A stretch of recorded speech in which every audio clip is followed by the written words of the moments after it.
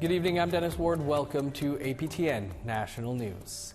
Special Independent Interlocutor Kimberly Murray just released her interim report.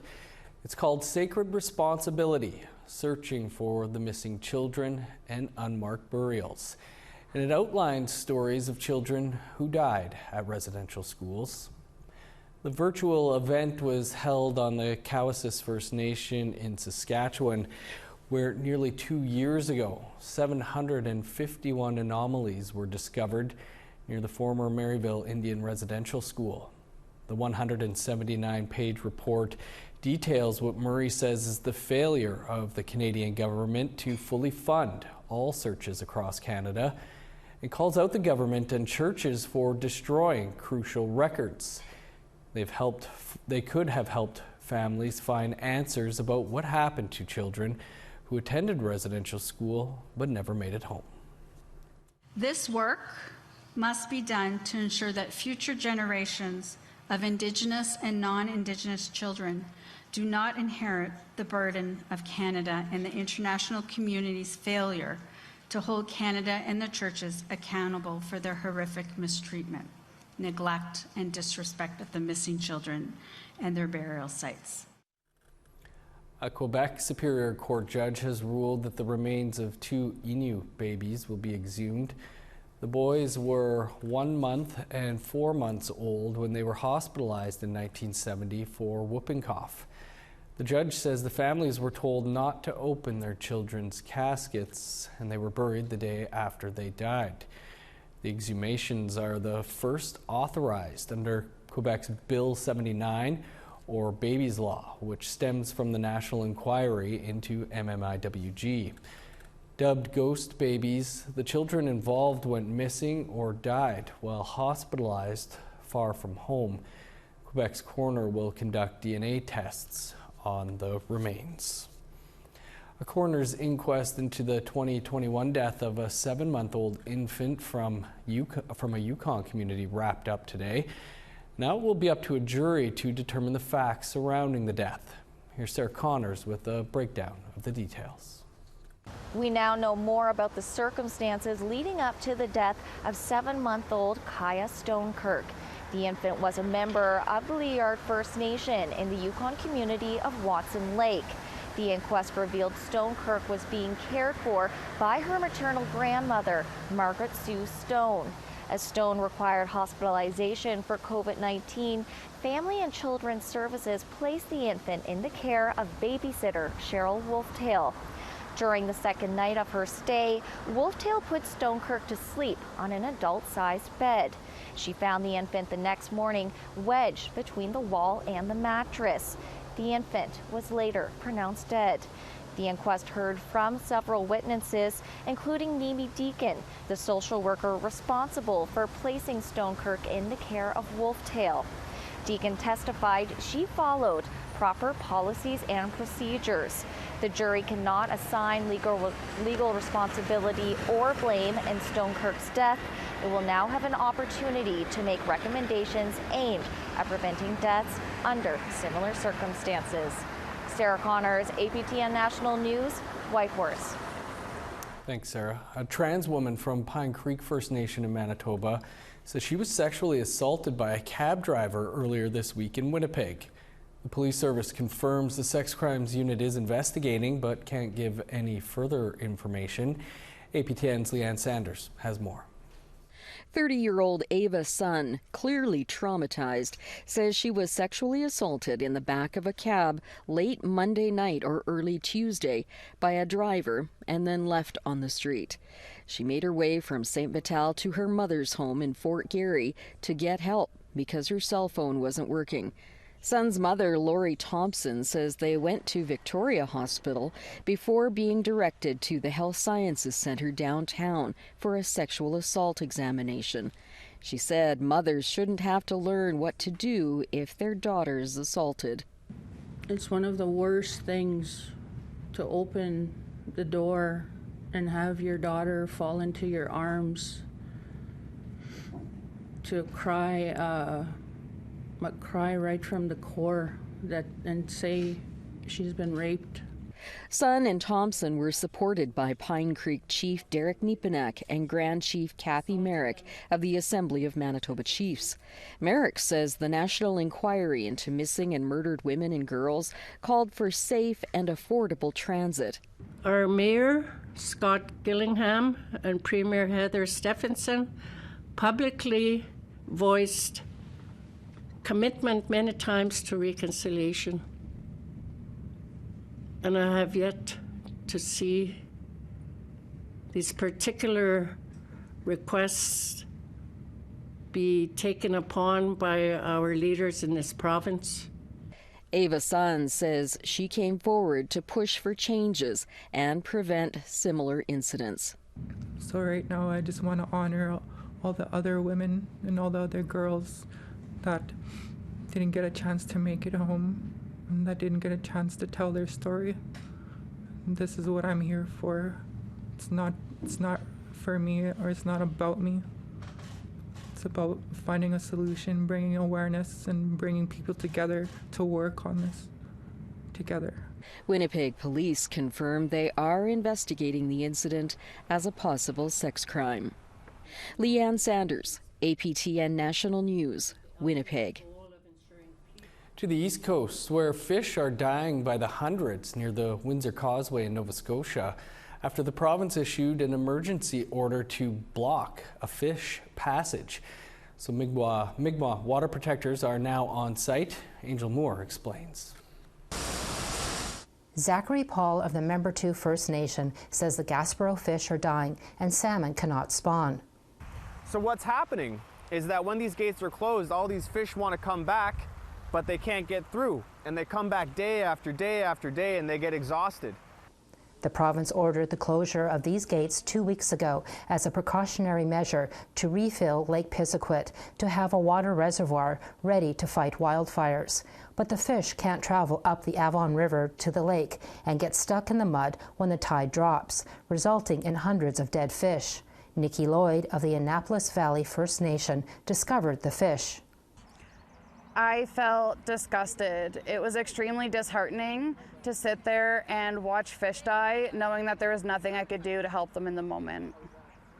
Frustrated, Lloyd organized an awareness walk around Lake Pisiquid, the artificial lake now full of water because the gates are closed. Lloyd says, "The gate closure has been for political gain and not public safety.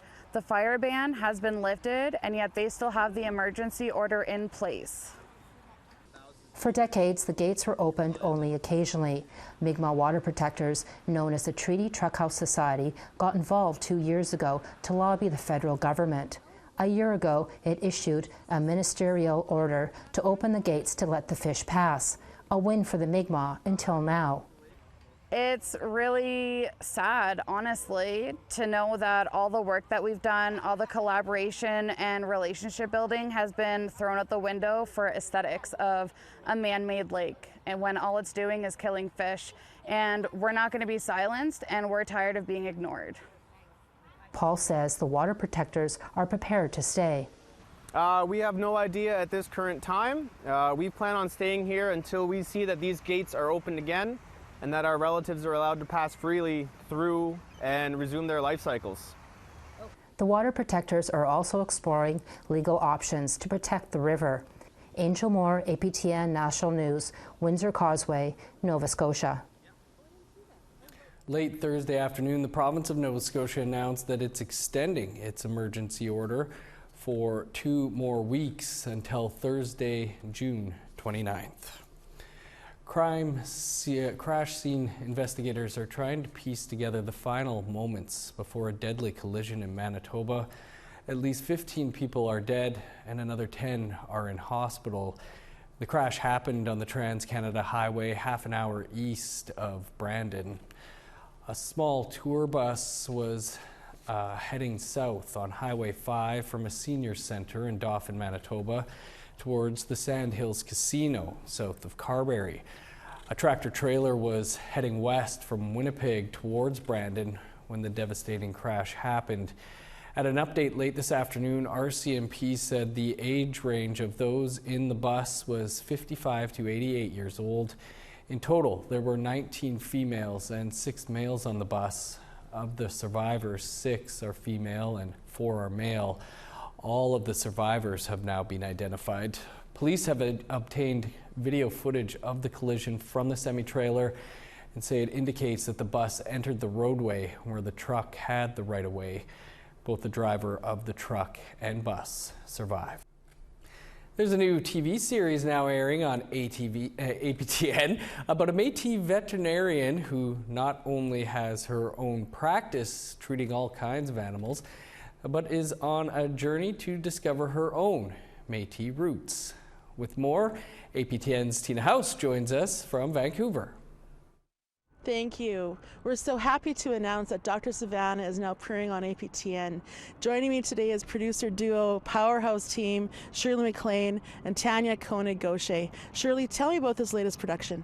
Well, we're starting season 2 of Dr. Savannah Wild Rose Vet. It's shot in Drayton Valley in Alberta, and it showcases a Métis veterinarian in her busy rural mixed animal practitioner clinic. And she has a couple of people who work well with her, Dr. Dale Poitras, who's another Métis vet, and their trusty vet clinic, or vet tech, Brooke. Amazing. Tanya, just watching this next season, what are viewers in for and what can they expect from this show, Dr. Savannah? Well, Dr. Savannah is, she's basically learning more about her Métis identity and heritage. So it's kind of interesting. So we have Dale Poitras, who grew up with her Métis heritage, and then you have Dr. Savannah, who's just learning. So they kind of learn from each other. Yeah, and I think that inspired me as well. I'm Métis as well. My last names are Gaucher and Gladue from Northern Alberta. But I think, you know, just working with Dr. Savannah and watching her journey, I started going on my own personal journey, and now I've looked back and I can go back generations and generations of Métis peoples. I know who my ancestors are, and, you know, I just have a great pride in being Métis, and, you know, I love our people. I think we're amazing. Well, both of you have worked with us at APTN, and I want to tell you that we all miss you terribly. Shirley, Tanya, you guys really contributed a lot to APTN, but going further than that, I understand you went to college together and you dreamed of one day being producers, and here you are with your own production company. Tell me about how you feel right this moment. Yeah, like way back, I'm not going to date ourselves, but it was pre-APTN. Tanya and I met in college at Grant MacEwan, and we decided that we wanted to be television producers. We wanted to, you know, showcase Indigenous people. We also wanted to showcase that, you know, Indigenous people are ordinary people doing extraordinary things, right? And there's more to us than just the news headlines, that we are doing amazing things, and we are showcasing that with Dr. Savannah. Amazing. Tanya, how are you feeling at this moment? Because now you've actually accomplished your dream, and here you are. Yeah, that's true. I mean, it's always been my dream to do this, and now we're finally doing it. And yeah, it's amazing. I mean, for us as a company as well, like, we're focusing on Indigenous excellence. We're obviously putting entertainment at the top, but, you know, there is a lot of things that have happened to our people through colonization, but at the same time we also have to celebrate our successes and you know, showcase our peoples when they're just at the top of their industry. There's so many people out there like that, and yeah, Dr. Dale and Dr. Savannah are amazing. They're great role models. Amazing. Well, making big strides in our business. Congratulations to both of you. We're all very, very proud of your accomplishments. So check out Dr. Savannah on APTN. Back to you in studio. Thanks, Tina. Great to see you, ladies. Congrats on your production company, indeed, and the great work you're doing. Well, Indigenous Day Live is less than 24 hours away. We've got a preview after the break.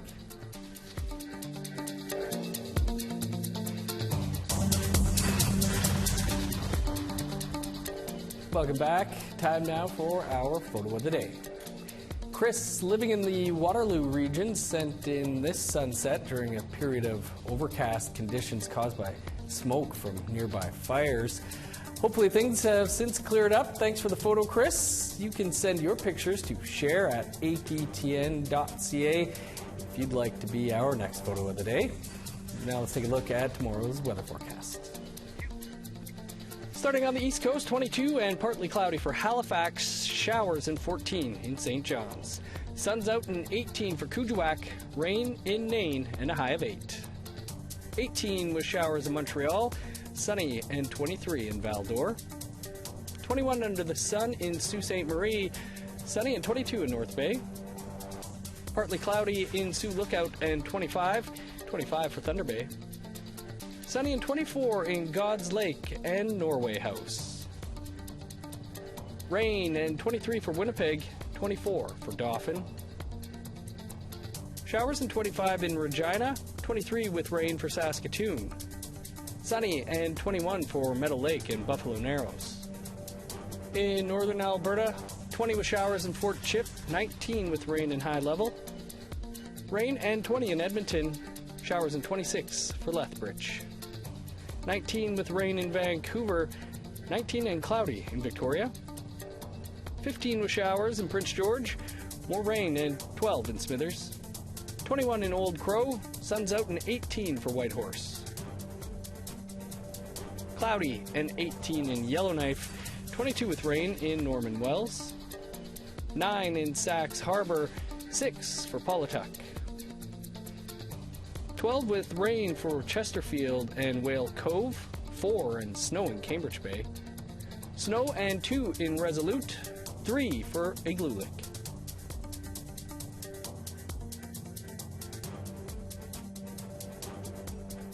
Indigenous Day Live is set to take place at the Forks in Winnipeg tomorrow. Our own Daryl Stranger is there checking out the rehearsals right now. Daryl, what's up? Yeah, Dennis, I'm here at the rehearsals for APTN Indigenous Day Live. Now, the actual event goes tomorrow. It'll be an all-day event here at the Forks in Winnipeg. There's a lot of great events, great artists, great performers. There's so many things going on here tomorrow. Everything starts at about 1 p.m. Oh, there's going to be a sunrise ceremony in the morning, and then the festivities sort of get underway in the afternoon, about 1 p.m. Central Time. If you're in the area, you can come check it out. There's going to be lots of games and fun for all ages. 5 p.m. there's a little pre-show and lots of little performances going on, and then at 7 p.m. Central, that's going to be when the main show happens at the main stage behind me. And like I said, we're at rehearsals right now, so they're fine-tuning a lot of different things. You're going to be hearing music in the background just like you hear now, and there's a lot of really great things that are happening. And everything will be on APTN and APTN Lumi. And again, that's at 7 p.m. Central Time is when a lot of the main festivities get underway. So that's sort of what's going on. There's lots of great artists. There's Asanabi, there's Digging Roots, there's so many wonderful performers, musicians, lots of great things happening here at the Forks in Winnipeg. Thanks, Daryl. Also performing tomorrow, the Haluchi Nation, Brandy Vesna. It's going to be a good day. The 13th edition of the Inspire Awards from Edmonton will be airing on APTN and APTN Lumi this Sunday. Inspire Awards are given to First Nation, Inuit, and Métis individuals who demonstrate outstanding achievement in their field, from education, arts, sports, and culture. This year, 12 recipients will be added to the list of award winners. Since 1996, Inspire has donated $190 million in bursaries, scholarships, and awards to Indigenous students across Canada. The show starts at 8 p.m. Eastern. That's on Sunday. What a weekend ahead. The lineup for Indigenous Day Live tomorrow is just wild. Going to be a great day. And the Inspire Awards on Sunday. Plus, episode 4 of Little Bird up on APTN Lumi right now. Can't wait to watch that. What a weekend indeed. That's all the time we have for your APTN National News for this Friday. For much more, you can head over to our website, aptnnews.ca. I'm Dennis Ward. Marcy, thanks for being with us. Enjoy your weekend.